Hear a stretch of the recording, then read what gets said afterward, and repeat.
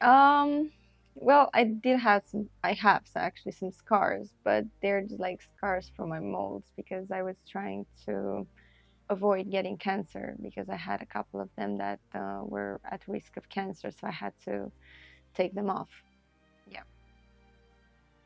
and that's my belly here and on my back.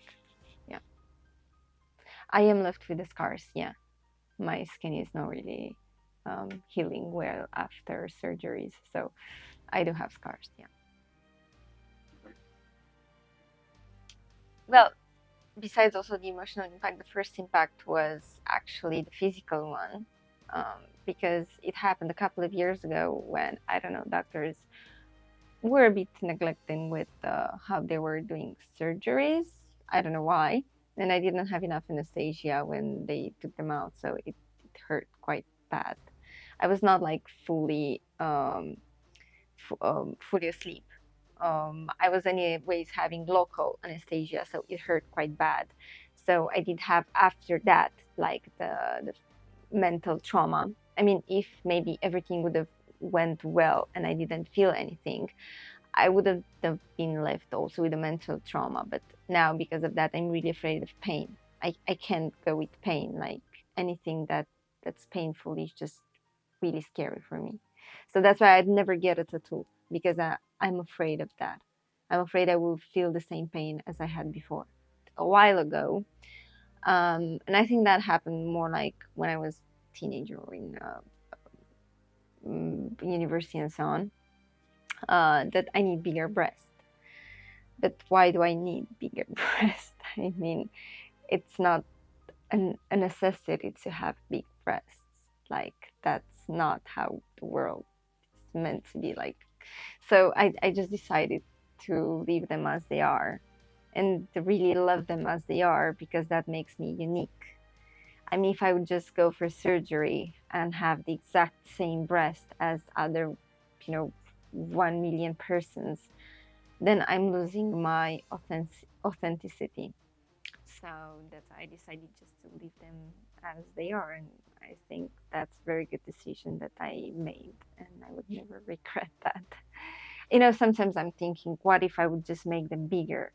And if I would be more attractive or, I don't know, more special for other persons. But in the end, it's not about how big your breasts are, right? It's like about who you are and how you behave and how you act and like overall if you are looking okay and fine for another person, then why should you just try to improve some things that are not even meant to be like that perfect? Yeah, yeah, if it's you and it's your decision, that's okay, but if it's for others, I think that's not okay. And I never felt the need of changing my breast. It was just other people telling me to change my size of my breast. So that's why, I mean, I'm always making fun of myself, and I'm not doing it in a way that I would get mad or so, but I just embrace how I am. So I'm just super okay with people telling that I have small breasts. I'm making jokes on that so I can show that I have absolutely no problem on it and there's no frustration in that. So yeah, but definitely if you want to make it for yourself and that will boost your self-esteem, that's okay. But if you're making for someone else and then you will be unhappy because you took that decision, well, I think that's a problem. Success didn't depend on how big my breasts are, and neither my intelligence and neither the person that I am today. And I'm very happy that I did what I did and I didn't listen to them. Yeah.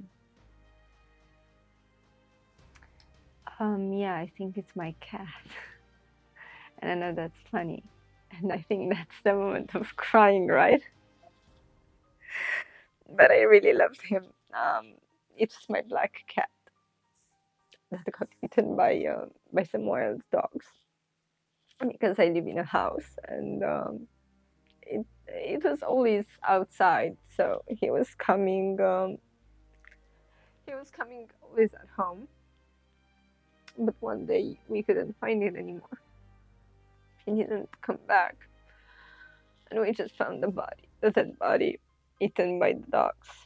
Um, and I just keep that memory because I really loved him. He was like literally like my little baby.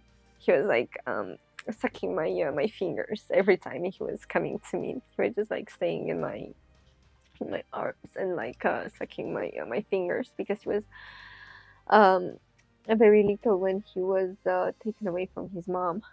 He was just thrown away as many people do, and he was just a super small baby, so he had this instinct of going to the titty of the mommy. So he was finding comfort in my fingers, and I kind of find that very lovable and with a lot of attachment. Yeah. When did this happen? I think 3 years ago, that I'm always keeping him in my soul. And I do have other animals. I mean, I do have also other cats and dogs, and I'm rescuing animals. And I think that's a very big issue that made me so sensitive because I really love animals and I'm saving them. And I saved him from like dying when I found him, but I couldn't save him from the dogs. And that was it. And yeah, I'm left with that.